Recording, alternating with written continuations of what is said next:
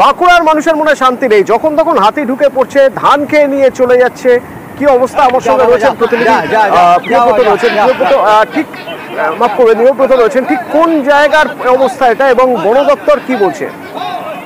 একেবারে অতনু, দেখো পাত্রসায় থানার নারায়ণপুর গ্রাম পঞ্চায়েত এলাকার অবস্থা। নারায়ণপুর গ্রাম পঞ্চায়েতের জলজলা কমলা সাহেবে এখানেই রাতভর হাতির তাণ্ডব লীলা। এলাকায় যে ধানের মোড়াই রয়েছে, সেই ধানের মোড়াই থেকে রীতিমতো ধান খেয়ে নিয়েছে হাতি। দোকানের শাটার ভেঙেছে, আইসিডিএস কেন্দ্রে হামলা চালায়, বেশ কিছু গবাদি পশুকে আহত করেছে এই হাতি। যা নিয়ে রীতিমতো আতঙ্কিত এলাকার মানুষজন, কারণ তারা দাবি করছে কিভাবে জঙ্গল থেকে লোকালয়ে হাতি চলে এলো। বন দপ্তর কেন হাতিকে নিয়ন্ত্রণ করতে পারছে না? যদিও বন দপ্তর দাবি করছে যে সমস্ত ক্ষতি হয়েছে তা ক্ষতিপূরণ দেওয়া হবে সরকারি নিয়ম অনুযায়ী ক্ষতিগ্রস্তদের। কিন্তু প্রশ্ন উঠে যাচ্ছে কিভাবে লোকালয়ে বারবার হাতি চলে আসছে, কারণ বিভিন্ন সময় হাতি জঙ্গল থেকে লোকালয়ে চলে আসে। গতকাল রাতেও এলাকায় একেবারে বন্যা পরিস্থিতি। এই একই প্রশ্ন করছেন ঝাড়গ্রামের মানুষ, সাঁকরাইলের মানুষ।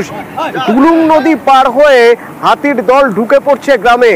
খুব স্বাভাবিকভাবেই রাতে তো আর ঘুমানোর জো নেই, তো কত দূর এসেছে হাতির দল? তাদেরকে ফিরিয়ে নিয়ে যাওয়ার কোনো ব্যবস্থা কি রয়েছে?